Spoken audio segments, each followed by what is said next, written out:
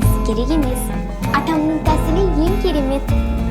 Есікпен жіп болса болғаны. Сіз далаға шығып, таудай бол деп лақтырып жіберіңіз, ұмытпаңыз. Дәрігердің бәрі сіз сияқты болса ғой. Әйтпесе мынау сияқты шарлатандар көбейіп кетті.